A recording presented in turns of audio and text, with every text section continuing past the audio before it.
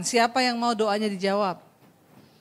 Ya, semua mau doanya dijawab. Tapi jawabannya ada ya atau tidak. Ya, tapi yang pasti dijawab oleh Tuhan. Nah, bagaimana doa yang dijawab oleh Tuhan?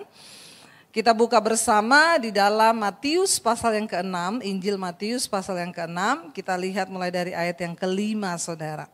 Iya, saudara, bagaimana doa yang dijawab oleh Tuhan? Kita buka bersama ya, Injil Matius pasal yang ke-6, ayat yang ke-5. Saudara bisa baca di handphone saudara atau di Alkitab saudara ya. Ya, kita baca bersama 1, 2, 3. Dan apabila kamu berdoa, janganlah berdoa seperti orang munafik.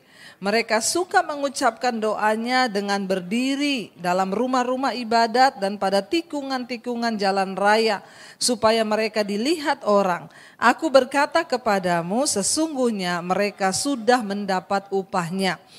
Saudara, salah satu penghalang doa yang membuat doa kita tidak dijawab adalah doa orang munafik. Doa orang munafik sudah pasti tidak didengar Tuhan. Jadi kalau mau doanya dijawab, pastikan hari ini kita tidak bilang kanan kirimu, jangan munafik. Ya, bilang saudara yang kenceng, kalau nggak dengar ngomong, hei jangan munafik. Ya, iya, syarat doa pertama untuk didengar Tuhan, jangan munafik. Ciri dari orang munafik itu apa? Lain di mulut, lain. Kayaknya banyak nih di sini. Makanya ngomongnya langsung cepet gitu ya. Orang munafik itu lain di mulut, lain di hati. Tuhan membenci kemunafikan. Karena itu doa orang munafik gak mungkin didengar Tuhan. Ya, ayat nih berkata siapa orang munafik itu? Ya, mereka itu kepengen terlihat orang ibadahnya. Ya, mereka di rumah-rumah ibadat ya. Kemunafikan itu apa saudara? Ada orang tuh di gereja kalau gembira terlalu gembira, sedih terlalu sedih gitu ya. Tapi kalau sebenarnya hatinya benar-benar gembira, dia bersuka cita nyanyi dari hati itu gak apa-apa. Tapi jangan cuma untuk pencitraan supaya dilihat orang gitu ya. Nangis-nangis supaya dilihat orang, padahal gak seperti itu hatinya. Jadi tolak ukurnya itu adalah hati kita. Hati-hati kalau Tuhan mendapati hati kita berbeda dengan apa yang di luar diri kita, itu berbahaya. Di sini dikatakan contoh orang munafik, mereka suka mengucapkan doanya dengan berdiri di rumah-rumah ibadat dan pada tikungan-tikungan jalan raya. Ya, saya yakin dan percaya di sini tidak ada lah yang berdiri di tungguan jalan terus berdoa di sana, ngapain gitu saudara ya. Kita bersyukur ya, kita nggak usah berdiri-berdiri di jalan lah berdoa. Mungkin tuh zaman dulu mereka berdoa di pinggir-pinggir jalan supaya dilihat rohani. Dengan kata lain, orang munafik itu adalah orang yang ingin terlihat rohani padahal dia tidak rohani. Ingin dikatakan rohani padahal roh halus. Ya, hati-hati saudara ya. Kelihatannya rohani padahal roh halus atau roh jahat ya. Jadi orang yang munafik itu lain di mulut, lain di hati. Pastikan kalau doa kita mau didengar oleh Tuhan, ya pastikan kita menjadi orang yang jujur di hadapan Tuhan. Buat apa pencitraan? Apalagi pencitraan dibalut-balutkan agama. Hari-hari ini kan banyak saudara. Ya, kemunafikan yang dibalut dengan agama. Biar agak-agak terlihat rohani. Bahaya sekali. Ya Tuhan yang melihat hati. Jadi kita berdoa, yang pertama supaya doa kita mau dijawab Tuhan, jangan jadi orang munafik. Jadi orang apa adanya. Ya makanya saya tuh gak suka kalau ada orang ketemu, ya baru ketemu udah ngomong, ibu cantik deh, biasa saya bilang pret. Ya karena biasanya puji-pujian begitu tuh munafik saudara, biasa aja keles. Ya kecuali memang cantik ya ngomong, kalau saya lihat orang cantik, memang cantik bener saya bilang cantik. Tapi kalau gak cantik dibilang cantik ya itu kan bahaya. Tapi ibu-ibu itu sekarang suka kemunafikan kan. Walaupun gak cantik dibilang cantik seneng gak? Jangan seneng, ya biasa aja keles. Ya, kenapa saudara? Karena Tuhan itu benci, lain di mulut, lain di hati. Kalau kita mau berdoa, mari kita menjadi orang yang benar. Mulut, hati, ucapan itu harus sama. Karena firman Tuhan berkata, doa orang yang benar itu besar kuasanya. Lalu yang berikutnya, tetapi jika engkau berdoa, ayat yang berikutnya ayat yang ke-6 kita baca. Ya dan tetapi jika engkau berdoa, masuklah kemana? Dalam kamarmu, tutuplah pintu dan berdoalah kepada Bapamu yang ada di tempat tersembunyi. Maka Bapamu yang melihat yang tersembunyi akan membalasnya kepadamu. Ya, kenapa saudara dikatakan kalau berdoa masuk ke dalam kamar? Makanya benar yang saya bilang, jangan titip-titip doa. Kalau berdoa masuk dalam kamar, tutup pintu. Berdoa di tempat yang tersembunyi. Supaya Bapamu yang ada di tempat yang tersembunyi mendengar doa orang dari tempat yang tersembunyi. Karena kalau kita berdoa sudah didengar orang, dilihat orang, percuma, kita nggak dapat apa-apa. Ya kalau saudara baca nanti di ayat di bawahnya, ada juga tentang puasa.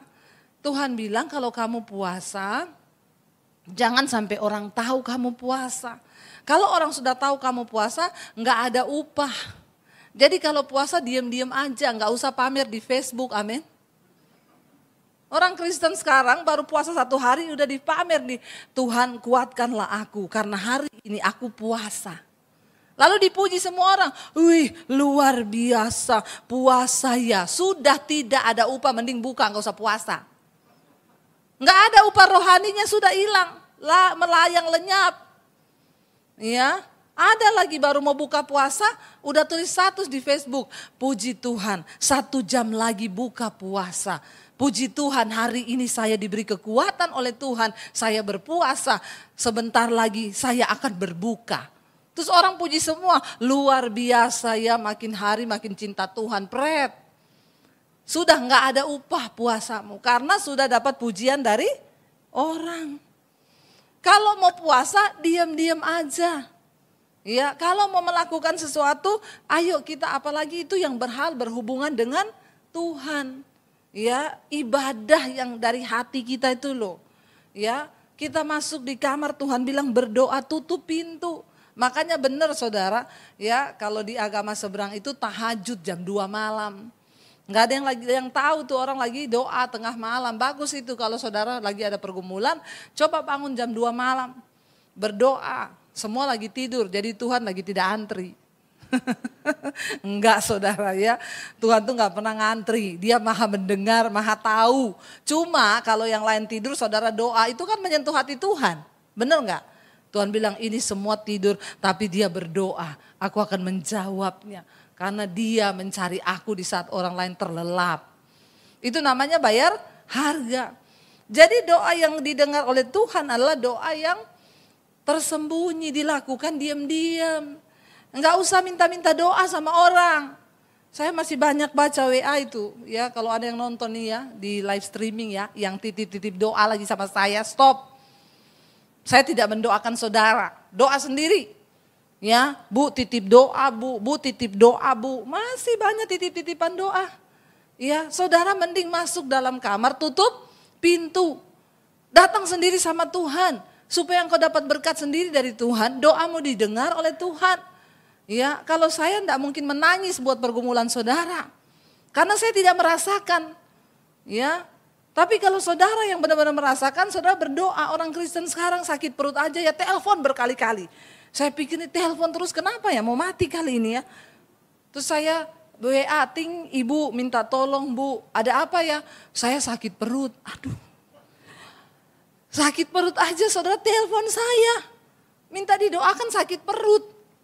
Ya coba orang Kristen nih ya kadang-kadang sampai seperti itu loh. Apa dikit sakit kepala telepon pendeta. Apa dikit Tuhan bilang masuk kamar, tutup pintu, doa. Amin. Itu doa yang dijawab oleh Tuhan. Pendeta itu tidak lebih sakti dari saudara. Karena yang didengar itu doa orang yang benar. Yang sungguh-sungguh berseru kepada Tuhan. Jadi doa sendiri, tidak usah telepon pendeta, nggak usah cari pendeta. Masuk ke dalam kamar, tutup pintu. Di saat semua orang nggak tahu engkau berdoa kepada Bapa di tempat yang tersembunyi, maka doamu itu didengar oleh Tuhan. Lalu yang berikutnya saudara, ya ayat yang ke-7 dikatakan kalau kita berdoa, lagi pula dalam doamu itu jangan kamu bertele-tele seperti kebiasaan orang yang tidak mengenal Allah. Mereka menyangka bahwa karena banyaknya kata-kata doanya akan dikabulkan. Kita ini sebelum ngomong juga Tuhan sudah tahu. Nggak usah bertele-tele saudara. Ada orang mau doa dicatat doanya. 3 lembar. Nanti mau doa syafaat di gereja 3 lembar.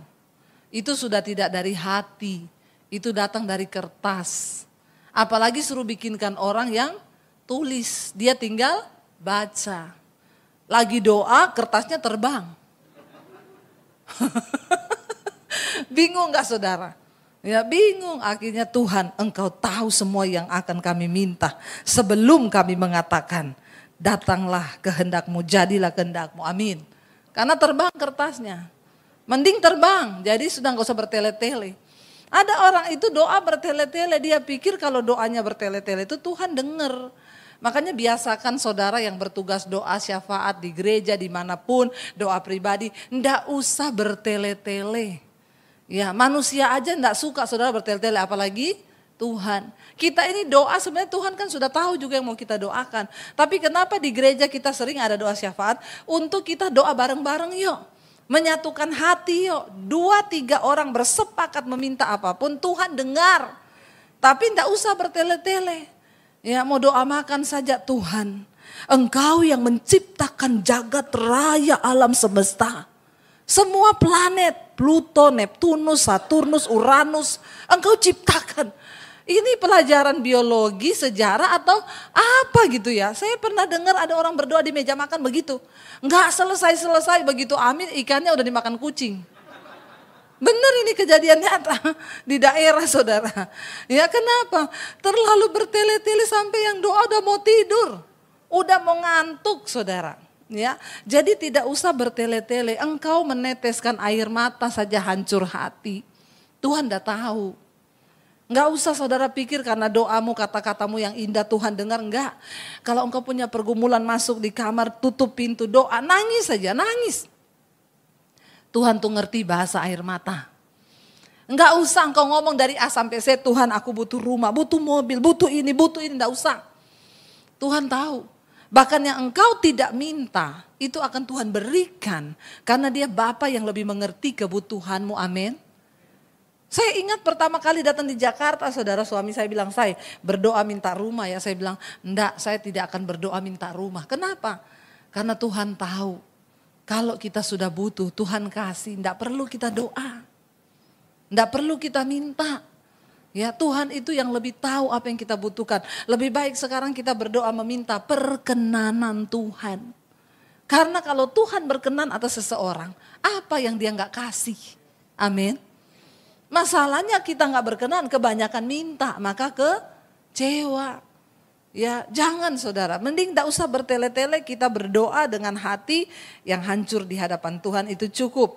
Ayat yang berikutnya, ayat yang ke-8 dikatakan di sana, jadi janganlah kamu seperti mereka, karena Bapamu mengetahui apa yang kamu perlukan sebelum kamu meminta kepadanya. Lalu kenapa kita disuruh masuk di kamar berlutut berdoa? Ya Tuhan mau lihat kesungguhanmu. Sebenarnya tanpa engkau doa minta pun Tuhan tahu. Tapi kenapa engkau harus meminta berdoa? Tuhan melihat kesungguhan hatimu. Apalagi kalau engkau sertai dengan doa dan puasa. Tuhan lihat orang ini sungguh-sungguh, maka aku akan memberikan kepadanya. Ya, enggak usah maksa-maksa Tuhan saudara. Lalu ayat berikutnya berkata begini saudara, ayat yang ke-9. Karena itu berdoalah demikian. Bapa kami yang ada di sorga, dikuduskanlah namamu. Artinya apa? Waktu engkau berdoa, panggil dia Bapa. Bapa kami yang ada di sorga. Engkau harus menyadari bahwa Tuhan itu ada di sorga. Di tempat yang mulia, di tempat yang dahsyat, di tempat yang luar biasa. Ya, dikatakan di sana, dikuduskanlah namamu. Artinya apa? Setiap kali kita mau datang kepada Tuhan, kita harus menguduskan nama Tuhan dan menguduskan diri. Sebab kita datang kepada Tuhan yang kudus. Ingat bangsa Israel, setiap kali mereka menghadap kepada Tuhan, dulu harus dipersembahkan kurban. Ya, hari ini hari raya kurban bagi saudara-saudara kita. Saudara dapat daging? Ya, ada yang tanya boleh dimakan nggak? Makan saudara. Kalau saudara tidak makan kirim ke rumah saya. Saya bikin rica-rica saudara ya. Nggak apa-apa makan kalau dikasih. Kalau nggak dikasih nggak usah nunggu antri di masjid. Ya. Jadi saudara, ya, dulu bangsa Israel itu kalau mau menghadap Tuhan mereka harus menyembelih kurban, daging sapi, lembu, ya untuk apa? Darahnya itu untuk menghapus dosa. Kenapa? Karena Allah itu Maha Kudus. Tapi hari ini kita di zaman perjanjian baru, darah Yesus sudah menjadi darah anak domba Allah. Dia disebut sebagai anak domba Allah karena tidak ada lagi kurban lain yang dapat menghapus dosa karena Yesus sudah berkorban bagi saudara dan saya. Jadi ketika engkau mau menghadap Tuhan, mau berdoa, kuduskan dirimu. Ingat kalau ada dosa yang dilakukan ya oleh matamu, oleh telingamu, oleh hatimu, oleh perbuatanmu, Tuhan kuduskan aku. Aku mau menghadap Tuhan, makanya dikatakan Bapa kami yang di surga, dikuduskanlah namamu. Kalau engkau mau datang berdoa, minta kelayakan dari Tuhan, itu artinya engkau Allah yang kudus, karena itu engkau juga Tuhan akan menguduskan aku. Aku berdoa, ampuni dosa, pelanggaranku dalam pikiran, perkataan, hati, supaya aku layak menghadap Tuhan. Lalu di sana dikatakan, ayat yang ke-10, ya, datanglah kerajaanmu, jadilah kehendakmu di bumi seperti di surga. Kalau engkau berdoa, ingat Yesus sudah mengajarkan, Bapa, jangan kehendakku tapi biar kehendakmu. Artinya apa? Berserah penuh kepada kehendak Tuhan di dalam doa-doa kita. Datanglah kerajaanmu, jadilah kehendakmu atas doa-doaku Tuhan. Sebelum kita berdoa, ingat dulu bahwa yang terbaik itu adalah kehendak Tuhan, bukan kehendak kita. Jangan meminta sesuatu yang memaksakan. Tuhan Yesus memberikan contoh dan teladan. Bapa, kalau bisa cawan ini lalu daripadaku, tetapi kalau memang aku harus meminumnya, jadilah kehendakmu atasku. Engkau boleh berdoa, tapi ingat jangan pernah lupa Tuhan, datanglah kerajaanmu, jadilah kehendakmu dalam hidupku seperti di dalam sorga. Yang berdoa minta jodoh, ada di sini? Yang belum menikah berapa banyak? Yang belum menikah angkat tangan, tidak usah malu-malu, angkat tangan. Supaya kita berdoa sama-sama di sini, biar dapat jodoh yang terbaik. Ya, jangan maksa Tuhan ya. Tuhan, aku kepengennya dia Tuhan. Pokoknya harus dia, apapun yang terjadi dalam nama Yesus. Aku rebut dia dalam nama Yesus. Ngapain gitu saudara ya. Engkau harus berani berkata, Tuhan, kalau memang dia jodohku, berikanlah dia bagiku. Kalau tidak, putus dalam nama Yesus.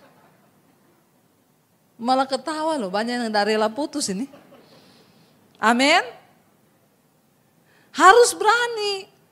Ya, jangan ngeyel, itu perlu. Kenapa? Doa-doa kita sering tidak dijawab, bahkan kita kecewa.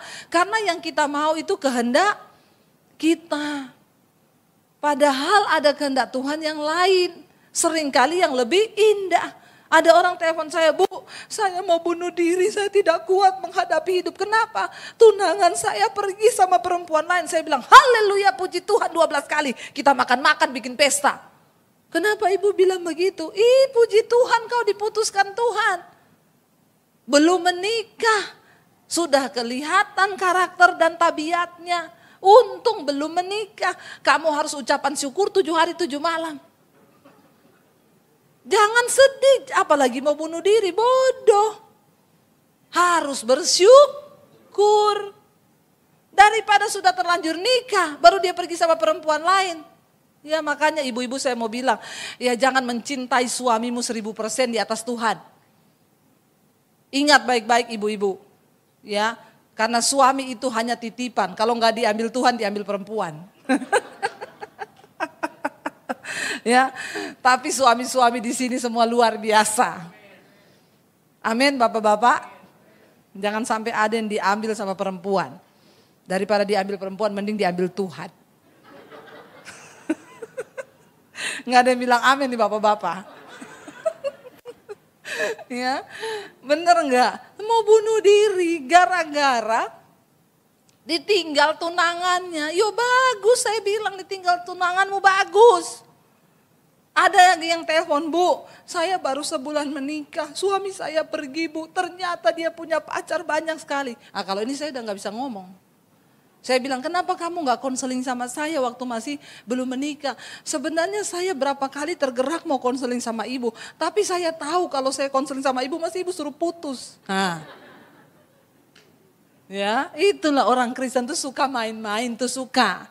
Ngerti sebenarnya kehendak Tuhan. Makanya perlu kita bilang datanglah, kerajaanmu jadilah. Karena kehendak Tuhan itu yang terbaik buat hidup kita. Jangan memaksa dengan kekuatanmu sendiri, dengan keinginanmu sendiri. Nggak usah sok tahu. Tuhan maha tahu, tapi manusia itu suka sok bertobat. Jangan sok tahu. Makanya perlu ini dikatakan. Ini saya jabarkan doa Bapa kami satu persatu. Supaya saudara ngerti rahasia doa yang Yesus katakan. Ayat yang ke-11. Berikanlah kami pada hari ini makanan kami yang. Nah kenapa seringkali kita stres? Karena kita gak ikuti doa ini. Tuhan berikanlah pada kami tahun ini makanan kami yang berkelimpahan. Nah itu orang Kristen. Makanya stres, doanya gak dijawab. Padahal Tuhan bilang minta untuk ke kapan? Hari ini. Saya mau tanya, hari ini ada yang belum makan? Siapa yang belum makan? Saya traktir di bawah, bener. Bayar sendiri tapi. Siapa yang belum makan hari ini? Udah makan kan? Yang sudah 3 kali makan? Udah usah angkat tangan, bikin malu. Ya, bener nggak saudara? Ya, tidak ada kan dari kita yang belum makan hari ini? Nggak ada kan? Makanya berarti dari kita ini nggak ada yang terlalu melarat, nggak ada yang perlu ditangisi hidupmu kan? Karena Yesus mengajarkan pada kita, berikanlah kami pada makanan kami yang. Tapi kita ini karena kita berdoanya tidak sesuai doa Bapa kami, makanya kita stres. Berikanlah pada kami Tuhan pada tahun ini makanan yang berlimpah-limpah. Kadang-kadang orang Kristen itu ya, kita ini orang lain tuh hari ini bingung mau makan apa. Kita hari ini bingung apa yang mau. Karena apa ya, capcay atau fuyung hai atau ya sushi teh atau apa nih. Bingung apa yang mau dimakan, orang lain bingung mau makan apa. Ya, apa yang kita mau makan ini nggak ada, tapi kita ini kadang bingung loh. Sampai kadang berantem, enggak aku mau ke sini loh, tapi dia mau makan di sana, makan di sini. Bukankah kita ini sebenarnya semua diberkati Tuhan? Ya, jadi tidak ada alasan untuk kita tidak bersyukur karena ayat ini mengajarkan pada kita yang secukupnya. Makanya firman Tuhan bilang asal ada makanan dan pakaian itu cukup. Cuma manusia itu pengennya yang lebih. Makanya stres hidupnya ya. Jadi ini tolong ya ditanamkan baik-baik dalam hatimu. Yang berikutnya ayat yang ke-12. Dan ampunilah kami akan kesalahan kami. Seperti kami juga mengampuni orang. Di dalam doa yang dijawab oleh Tuhan ada unsur minta ampun dan ada unsur melepaskan pengampunan. Kalau Anda tidak ada di dalam doamu seperti ini, maaf, doamu pasti tidak dijawab. Kita tadi minta ampun dulu semua dosa kita dan jangan lupa ampuni orang yang bersalah kepadamu. Ada yang tanya, kenapa sih kita harus mengampuni orang yang bersalah pada kita? Kenapa? Kalau saya tidak mau ampuni, kenapa? Ya engkau mengampuni orang yang bersalah padamu, itu untuk kebaikan dirimu. Bukan untuk kebaikan orang lain, tapi untuk kebaikan dirimu. Saudara bisa bayangkan kalau saudara terus hidup di dalam kepahitan, mukamu pasti cepat tua. Orang pahit itu tidak enak, selalu dia ingat yang pahitin dia. Ya, jalan ketemu kucing ingat orang itu. Jalan sedikit ketemu anjing, ingat orang itu. Jadinya kita ini ingat terus. Lalu yang kita ingat tuh yang pahit. Maka tualah wajahmu. Bukan cuma itu, orang tuh banyak kepahitan, banyak penyumbatan, jantungnya tersumbat, otaknya tersumbat. Nah saudara mau? Makanya banyak orang-orang itu sakit berawal dari kepahitan. Ya orang itu kalau banyak simpan kepahitan, gak melepaskan pengampunan. Ya itu yang kayak saya cerita, bertamu, sore Bu, ada ibu ini, dari mana? Ada perlu apa? Ini masih kan orang banyak kepahitan begini. Ya, ibu ini ada Bu, ada, masuk. Astaga ini orang udah tersumbat-sumbat semua ini kayak begini nih. Ya mesti penyumbatan semua ini otaknya. Saya duduk. Saya pikir nih orang ya, ternyata benar akhirnya saya layani, dia bilang, situ apa? Pendeta atau apa? Saya bilang saya pendeta. Berarti situ bisa baca orang. Dalam hati saya kalau ada tulisannya ya saya baca. Kalau nggak ada tulisannya apa yang mau saya baca? Ngeri ya saudara ya, ngeri loh. Tapi ya gampang aja saya baca orang begini. Kan Alkitab bilang hati mencerminkan wajah, wajah mencerminkan hati. Orang model begini nih mesti pahit hatinya. Nggak mungkin manis hatinya. Orang model begini ya mirip-mirip anjing galak kan. Coba saudara ya. Lalu dia bilang ya kalau situ memang hamba Tuhan punya kuasa, coba baca saya. Ya saya ngomong aja maaf ya Bu, Ibu kayaknya banyak kepahitan. Banyak kekecewaan. Sambil saya ini berdoa dan berjaga-jaga. Orang begini nih sakit jiwa saudara. Ada vas bunga di depan saya nih bisa melayang ke kepala saya nih. Jadi saya menjauh saudara ya. Tiba-tiba dia bereaksi saudara. Lagi duduk saya bilang gitu. Wih ternyata dijamah Roh Kudus, nangis. Langsung bukan orang jauh Bu yang menyakiti saya. Tapi orang dekat. Memang biasa yang bikin orang terluka itu orang dekat. Nggak ada orang jauh bikin terluka. Saya mau tanya saudara, pernah nggak ada saudara dengar orang, saya kepahitan Bu sama siapa? Supir angkot. Nggak ada kan saudara kepahitan sama siapa? Tukang parkir Bu. Nggak ada saudara orang kepahitan sama orang jauh itu nggak ada. Kenapa orang yang kepahitan itu sama orang terdekat? Karena punya ikatan batin, hati. Ya, sama istri kepada suami, suami kepada istri, anak pada orang tua, itu bisa bikin kepahitan. Karena kita ini deket. Kalau sama sopir truk kan kita nggak deket. Sopir angkot kita juga udah lupa mukanya. Hari ini dia serempet mobil kita, besok kan nggak mungkin saya pahit sama tuh sopir angkot itu. Nggak mungkin saudara udah lupa mukanya.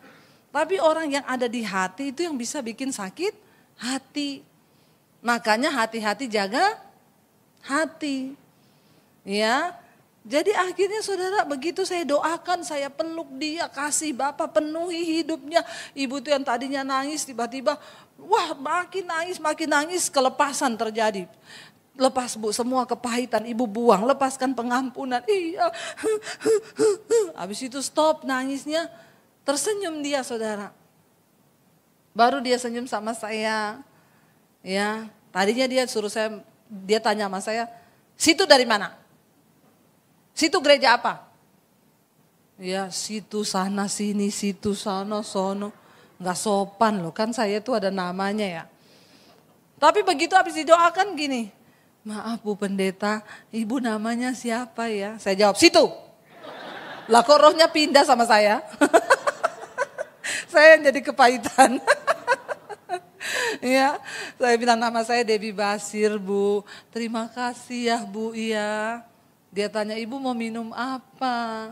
Saya bilang kopi juga boleh Bu, ada kan? Oh ada. Saya jawab karena dia tanya dengan senyum. Kalau dia tanya, minum apa? Jangan saudara jawab, kopi. Datang kopi pakai sianida. Maka matilah kau. Ya, karena orang yang pahit itu semua juga pahit. Makanya perlu di sini kita melepaskan pengampunan. Kalau engkau berdoa, tiap hari sebelum tidur ingat Tuhan, siapa yang nyakitin aku hari ini? Aku berdoa dalam nama Tuhan Yesus, aku lepaskan pengampunan. Jadi setelah kita lepaskan pengampunan, kita bisa nggak ingat orang itu? Bisa, tapi kita ketawa ingat dia, udah nggak sakit hati lagi ya. Jadi kalau mau doanya didengar, hari ini lepaskan pengampunan, amin. Coba ingat-ingat yang ada sakit hati. Saya bisa tahu muka-mukanya dari sini nih, yang menyimpan kepahitan. Ya, jangan saudara ya, kita ndak pahit aja cepet tua loh. Apalagi pahit, biar saudara mau skincare berapa juta. Saudara yang kepahitan, tanam benang ini, ditarik benang, putus benangmu. Percaya saya, saking pahitnya hatimu, baru dipasang, tik, putus. Jatuh lagi, serg. Ya, jadi enggak usah pahit-pahit, mending hidup itu dibuat manis saja, amin. Yang berikutnya dikatakan di sana, iya, dan janganlah membawa kami dalam pencobaan, tetapi lepaskanlah kami daripada yang jahat, karena engkaulah yang mempunyai kerajaan dan kuasa dan kemuliaan sampai selama-lamanya. Yang lucu di sini orang-orang berdoa seringkali, Tuhan jangan bawa kami dalam pencobaan. Tapi seringkali dia yang membawa diri dalam, ya memang Tuhan gak bawa dia dalam pencobaan, tapi dia yang bawa dirinya sendiri dalam pencobaan. Ada orang WA saya, Bu, saya ini sama istri saya hubungan tidak harmonis. Akhirnya saya cari-cari Bu di online aplikasi cari wanita-wanita yang bisa dijadikan teman. Lalu saya dapat Bu, akhirnya saya mulai WA-WA-an sama wanita ini. Lalu kami mulai ya rutin tiap hari WA-WA-an. Ternyata wanita ini sudah main perasaan Bu.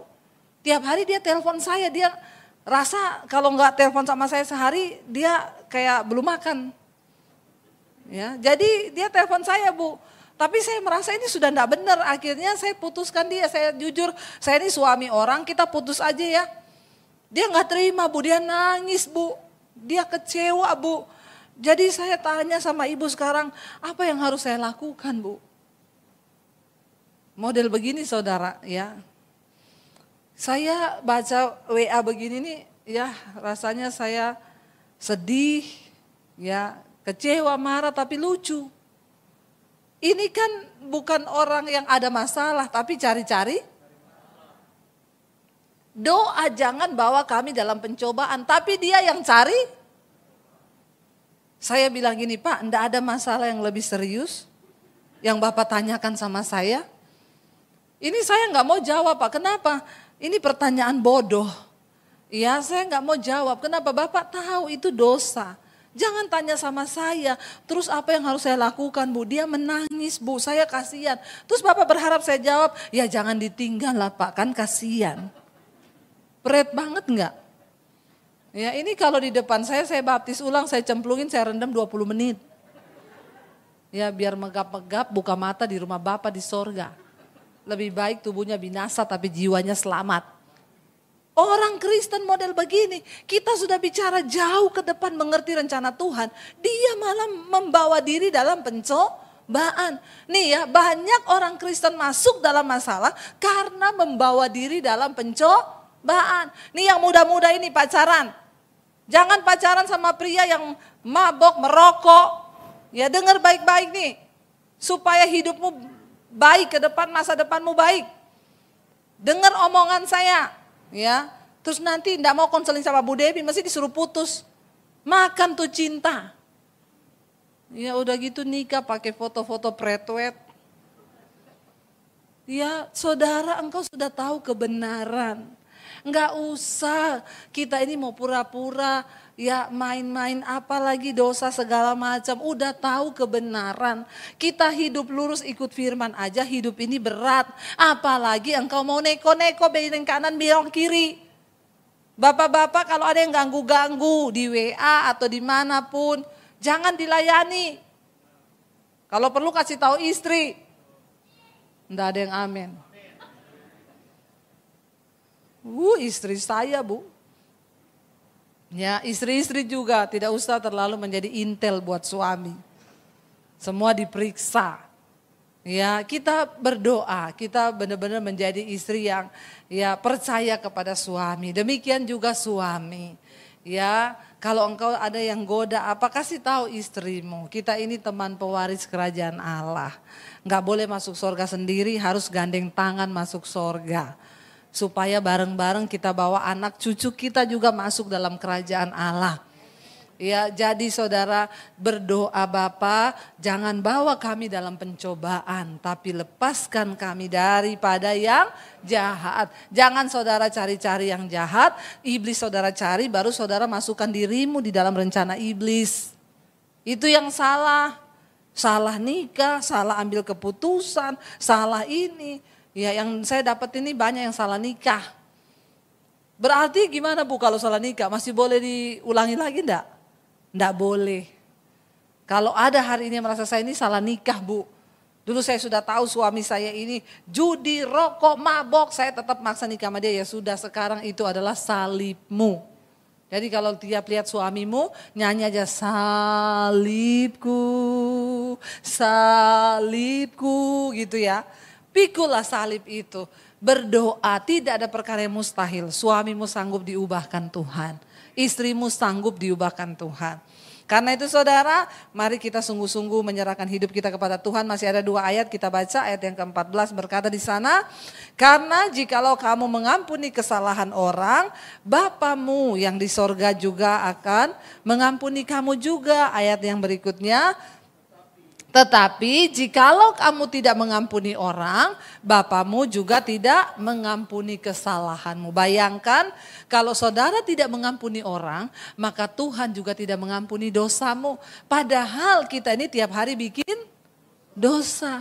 Dalam pikiran, perkataan, kalau nggak diampuni karena kita nggak lepaskan pengampunan, maka numpuk itu dosa kita.